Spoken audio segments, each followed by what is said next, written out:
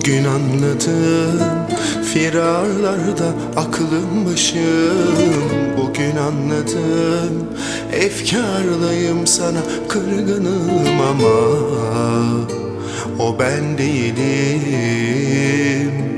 Sana dökülür nefretim ama kıyamadım sevgilim.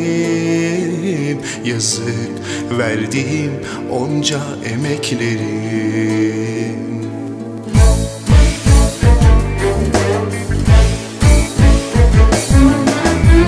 Sen yağmurda bulut misali, ışık tuttum yolun oldum sevgilim.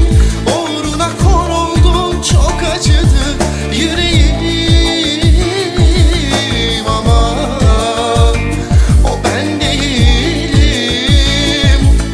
Beni derde bıraksın sevdiğim ama o ben değilim. Beni derde bıraksın sevdiğim.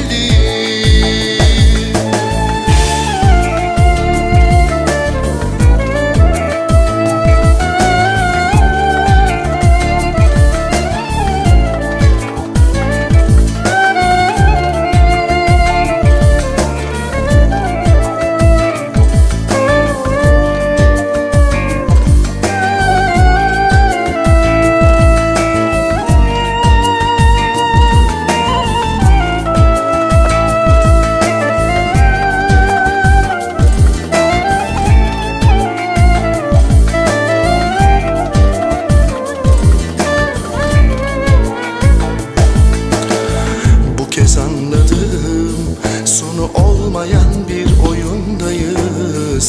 Bu kez anladım, çok sevmişsin farkındayım ama o ben değilim. Yıllarca sana kandım, boşa aldandım ama o ben değilim. Yalanmış o gözlerin, bu nedir sitemin?